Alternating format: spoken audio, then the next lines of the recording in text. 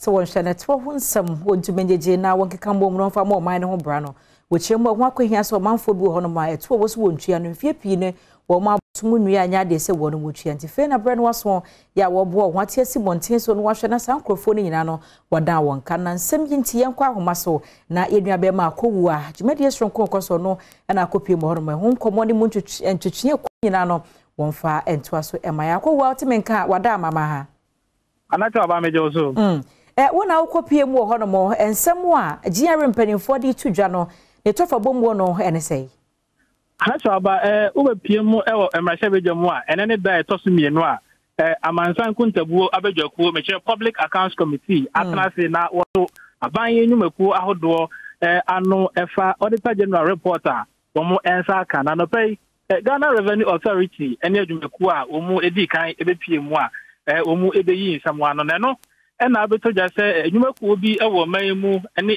nipa bi wo manmu a eto ahodo esese otua no omubu asomunua enya adotie kura no wate ontua na esese oba obi nsama no hwe kwan a obefa so a omu betumi age sa sika de free omanfo ho na mmasebedwani ogina ho edema omanfo wo ofen so south Dr. Isaac Opoku enu obi sa se okọ half ne memu a hotel bi ho a friend Yaba Hotel anacho aba omu etumi aboro ekabe se Ghana City no be se empem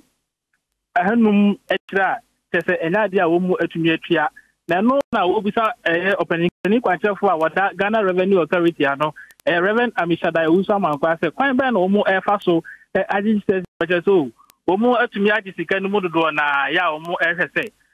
saa sika no ene omanfo bi wo mpotam ho a womu ntua ato no obetumi ato won so yore na wagisika no de fro wanza se o kana sem no kura no ade asabre wo matumu a nipa wote sa omu hu bia wafa nanso ogusu a se ejapade ahudo bi a nipa no ayaye won patam ho no na so tutu from se de bia obetumi agibi edf ho na waton de atua afei o sa ba bia mu amrese bedwani ogina ho for wo ningo pram Sam George Nati na wo bi sa se ukọ Elmina so a omanfo edeka eto be se eye empem ahanso enye akira wo mu so wo mu ntuaye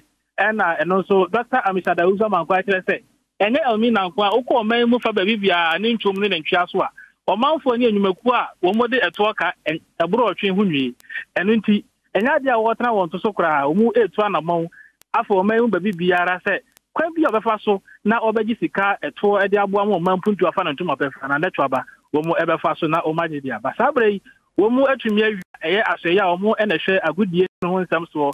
na eduru won so a wo so ahya ase yi nsama no de be piem e ba ma hye beja bia no ye de beto ahwefo ene atiefo anima netwa akwa